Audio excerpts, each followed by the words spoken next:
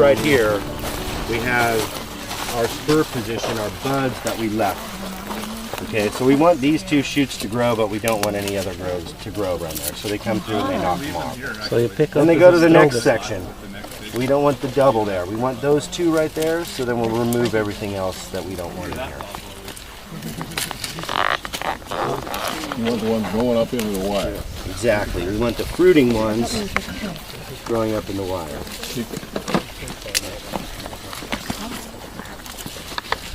Listen, buddy. Not gobbled up like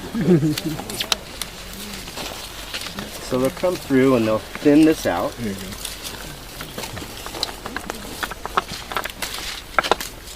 To the certain number of shoots that we want to have on this vine.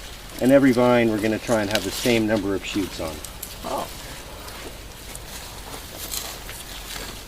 So anyway, they'll come through and they'll thin all this stuff out like that. And that's what will be left. So we'll have 2 shoots per position for this variety. Right here. 2, 2, 2, 2, and 2. And they'll do that to every vine for this particular variety.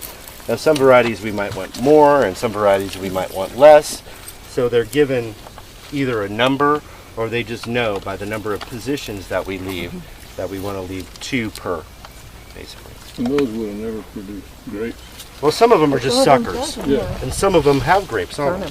So this is part of the thinning process of the crop too. So if we let all that grow, there's no way in heck we're going to get that stuff ripe. So you're taking off a certain percent of the crop right here. But some of them are just suckers, like that one, and it has no grapes on it at all. So we don't need that one to grow.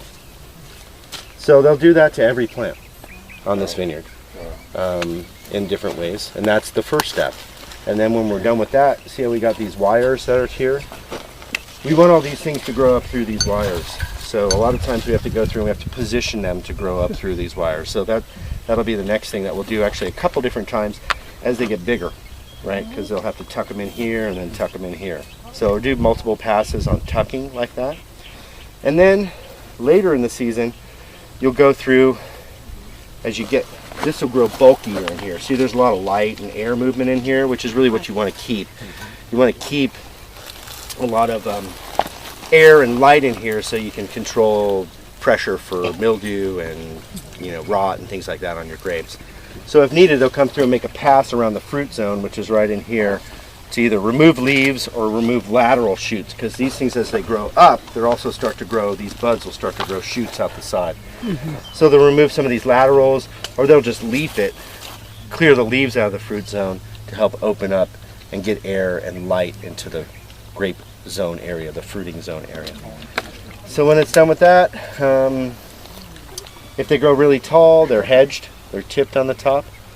We don't have to do a lot of that out here. They kind of naturally grow to about here, which is great. And then after that, probably thinning crop if you need to. So you get to the point where the grapes start to get soft or to change color. And then you'll go through and you'll start thinning your crop to get the crop level that you want. Now some years we have to do more and less, and some areas we do more or less. And so we'll come through and we'll count the number of bunches on a plant. We'll take an average.